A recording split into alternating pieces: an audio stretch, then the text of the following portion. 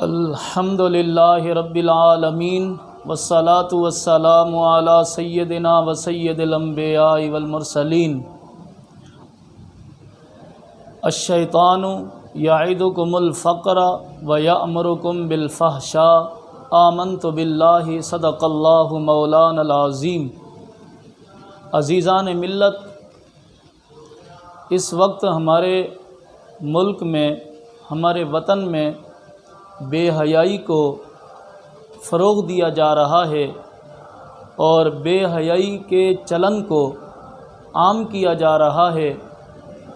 یاد رکھیے گا یہ نقطہ کہ بے حیائی، فحاشی، عریانی یہ شیطان کی جانب سے ہے۔ شیطان ہی ان کا نمائندہ ہے اور شیطان ہی معاشرے میں بے حیائی کو، بد چلنی کو اور عریاں پن کو پسند کرتا ہے، فروغ دیتا ہے۔ اس کے مقابلے میں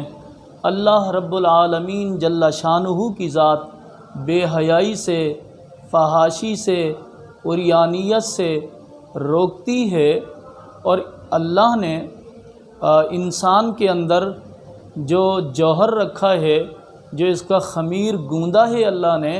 اس خمیر کے اندر بھی اللہ تبارک و تعالی نے حیا رکھی ہے اور شرم رکھی ہے، اور فحاشی سے، عریانی سے اللہ نے نفرت رکھی ہے۔ اور اللہ تبارک و تعالی نے اپنے انبیاء کے ذریعے جو انسانیت کو تعلیمات دی ہیں اور اللہ تعالیٰ نے جو پیغام دیا ہے وہی یہی دیا ہے کہ بے حیائی کو چھوڑ کر حیا کو اختیار کر لیا جائے۔ پہلی بات ہم نے یہ کہی کہ شیطان جو ہے وہ بے حیائی کو، بد چلنی کو اور فحاشی کو اور عریانیت کو عام کرنا چاہتا ہے، تو اس پر دلیل وہی آیت کریمہ ہے جسے میں نے پڑھا سورہ بقرہ میں۔ اللہ تبارک و تعالی ارشاد فرماتے ہیں، الشیطان یعدکم الفقر ویأمرکم بالفحشاء، کہ شیطان تمہیں فقر و فاقے سے ڈراتا ہے، فقر و فاقے کا خوف دلاتا ہے، اور تمہیں فحشاء کا حکم دیتا ہے، بے حیائی کا حکم دیتا ہے، بد چلنی کا حکم دیتا ہے، اور عریاں پن کا حکم دیتا ہے۔ یعنی شیطان کے دو بڑے ہتھیار جو اللہ تعالیٰ نے اس آیت میں بیان کیے ہیں وہ یہ ہیں، ایک تو انسان کو فقر و فاقے کا خوف دلاتا رہتا ہے، اور یہ خوف دلا کر انسان کے حلال رزق میں حرام کی آمیزش کروا دیتا ہے اور انسان کے رزق کو مشتبہ کر دیتا ہے۔ اور دوسرا معاملہ یہ ہے کہ وہ انسانوں کو فحشاء کا حکم دیتا ہے، بے حیائی کا حکم دیتا ہے، ننگے پن کا حکم دیتا ہے۔ یہ شیطان کی تحریک ہے، یہ شیطان کا نظریہ ہے، یہ شیطان کا مقصد ہے کہ زمین پر اس کے مشن کا فروغ ہو، اس کے مشن کو عالمی پذیرائی حاصل ہو اور انسانیت ننگی ہو جائے، بے حیا ہو جائے، بے شرم ہو جائے، لباس سے آزاد ہو جائے۔ یہ ہے شیطان کا ہتھیار۔ اس کے مقابلے میں ہم نے دوسری بات یہ کہی کہ اللہ تبارک و تعالی جو حکم دیتا ہے وہ صاف صاف بے حیائی سے روکتا ہے، فحاشیت سے، عریانیت سے، بد چلنی سے روکتا ہے۔ قرآن مجید میں 14ویں سپارے میں سورہ نحل میں اللہ تعالیٰ ارشاد فرماتا ہے، ان اللہ یأمر بالعدل والاحسان وایتاء ذی القربی وینہی عن الفحشاء والمنکر، بے شک اللہ تبارک و تعالیٰ تمہیں عدل و احسان کا حکم دیتا ہے اور بے حیائی سے اور برے کاموں سے روکتا ہے۔ وینہی عن الفحشاء والمنکر، یہ الفاظ ہیں کہ اللہ تبارک و تعالیٰ تمہیں بے حیائی سے بھی روکتا ہے اور منکر برے کاموں سے بھی روکتا ہے۔ تو اللہ کی طرف سے جو واضح پیغام ہے وہ یہ ہے کہ اللہ بے حیائی سے بھی منع کرتا ہے اور برے کاموں سے بھی منع کرتا ہے۔ تو آپ قرآن کی ان دونوں آیات کو سامنے رکھیں، یہ بھی قرآن کہہ رہا ہے کہ شیطان کا مشن یہ ہے، شیطان کا حکم یہ ہے، اور شیطان کی کوشش یہ ہے کہ فحاشی ہو جائے، عریانی ہو جائے، بے حیائی ہو جائے، اور اللہ کا حکم یہ ہے کہ فحاشی نہ ہو، عریانی نہ ہو، بے حیائی نہ ہو۔ دوسری بات ہم نے یہ کہی کہ اللہ تعالیٰ نے انسان کے جوہر میں اور انسان کے خمیر میں، جب اللہ تعالیٰ نے اس کے خمیر کو تیار کیا تو اس کے خمیر میں اور جوہر میں اللہ تعالیٰ نے جو اچھی صفات رکھی ہیں ان میں حیا کو بھی رکھا ہے کہ انسان حیا کرے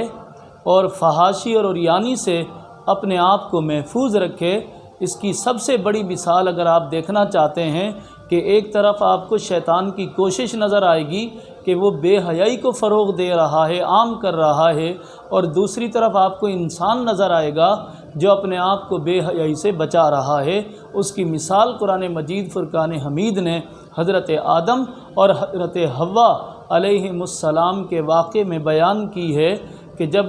شیطان نے قسمیں کھا کھا کے آدم اور حوا علیہم السلام کے دل میں یہ وسوسہ ڈالا کہ اس درخت کا پھل کھا لو، اس سے تمہیں فائدہ ہوگا، اور جب وہ شیطان کے وسوسے میں آ گئے اور اس درخت کے قریب چلے گئے، اس کا پھل استعمال کر لیا، تو اس کا نتیجہ یہ ہوا کہ حضرت آدم اور حضرت حوا کا لباس اتر گیا، وہ بے لباس ہو گئے۔ جب وہ بے لباس ہوئے تو قرآن مجید ہمیں یہ بتلاتا ہے کہ حوا اور آدم دونوں نے اس عمل کو دیکھ کر کہ جب ان کا لباس اتر گیا تو انہوں نے فوراً جنت کے درختوں کے جو بڑے بڑے پتے تھے وہ اٹھائے اور دونوں اپنی شرم گاہوں کو ایک دوسرے سے چھپانے لگے۔ آپ اندازہ فرمائیے، میاں بیوی تھے، جنت میں تھے، ایک دوسرے کے سامنے بے لباس ہوئے تھے،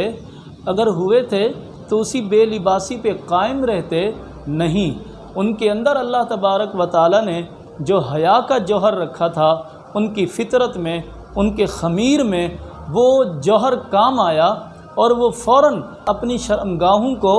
جنت کے درختوں کے پتوں سے ڈھانپنے لگے۔ قرآن مجید کہتا ہے فَطَفِقَا يَخْصِفَانِ عَلَيْهِمَا مِنْ وَرَقِ الْجَنَّةِ، جنت کے درختوں کے پتوں سے وہ اپنی شرمگاہوں کو چھپانے لگے۔ دیکھیے، غور فرمائیے، شیطان اپنا مشن دکھا رہا ہے، بے حیائی، بے لباسی، عریانی، فحاشیت، ننگا پن، کہ انسان کو ننگا کر دے، اور اس نے ننگا کرنے کے لیے اتنی بڑی تدبیر چلی کہ قسمیں کھائیں اور وسوسے ڈالے۔ اور دوسری طرف حضرت آدم ہیں، حضرت حوا ہیں، ابو البشر ہیں، انسانیت کے باپ ہیں، اور اماں حوا ہیں، ان کے جوہر میں جو ہے حیا کا خمیر ہے، شرم کا خمیر ہے، اور جو فحاشی اور عریانی سے نفرت اللہ نے رکھی ہے وہ ظاہر ہوتی ہے۔ اسی طرح ہم بھی حضرت آدم علیہ السلام کے بیٹے ہیں، حوا کی ہماری جو خواتین ہیں، مائیں بہنیں ہیں، وہ حوا کی بیٹیاں ہیں۔ آج آدم کے بیٹوں میں اور حوا کی بیٹیوں میں وہ جوہر، وہ اعلیٰ وصف نظر آنا چاہیے، اور اس پر عمل ہونا چاہیے کہ بے حیائی سے بچنا چاہیے،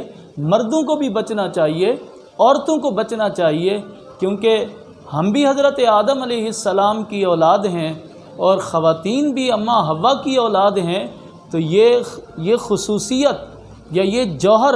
یا یہ صفت جو ہے وہ مردوں میں بھی ہو اور عورتوں میں بھی ہو کہ فحاشی سے نفرت ہو، بے حیائی سے نفرت ہو، عریانیت سے نفرت ہو۔ اور تیسری بات میں نے کہا، انبیاء علیہم السلام کے ذریعے اللہ تعالیٰ کے جو احکام پہنچے ہیں وہ بھی یہی ہیں کہ حیا کو اختیار کیا جائے، شرم کو اختیار کیا جائے، اچھی اقدار کو جو ہے اختیار کیا جائے، اور بے حیائی سے بچا جائے۔ میرے آقا صلی اللہ علیہ وسلم میں صرف ایک حوالہ دیتا ہوں، میرے آقا سید العالمین صلی اللہ علیہ وآلہ وسلم نے ارشاد فرمایا، ان مما ادرک الناس من کلام النبوۃ الاولی، اذا فاتک الحیاء فاصنع ما شئت۔ میرے آقا صلی اللہ علیہ وسلم نے فرمایا کہ پہلے بھی نبیوں سے لوگوں نے سب سے پہلی جو بات سنی، مجھ سے پہلے بھی نبیوں سے لوگوں نے جو سب سے پہلی بات سنی، ان کی زبان سے سنا، ہر نبی سے یہی سنا لوگوں نے کہ انبیاء نے ان سے کہا اذا فاتک الحیاء فاصنع ما شئت، جب تمہاری حیا فوت ہو جائے، جب تمہارے اندر سے حیا مر جائے تو پھر تم جو چاہو کرو، جو چاہو کرو۔ اور فارسی کا محاورہ ہے بے حیا باشی و ہر چہ خواہی کن، کہ بے حیا ہو جاؤ پھر جو مرضی ہے کرتے چلے جاؤ۔ جب تم بے حیا ہو جاؤ گے اور بے حیائی تمہارے اندر آ جائے گی تو پھر تمہارے لیے اچھے اور برے کاموں کی جو تمیز ہے، جو شعور ہے، وہ ختم ہو جائے گا، اور پھر انسان جانور کی طرح جو چاہے کرتا چلا جائے۔ اور میرے آقا صلی اللہ علیہ وسلم نے یہ بھی فرمایا الحیاء من الایمان، حیا ایمان کا حصہ ہے، حیا ایمان کی شاخ ہے۔ معلوم ہوا کہ حیادار وہی ہوتا ہے، عریانی سے وہی بچتا ہے،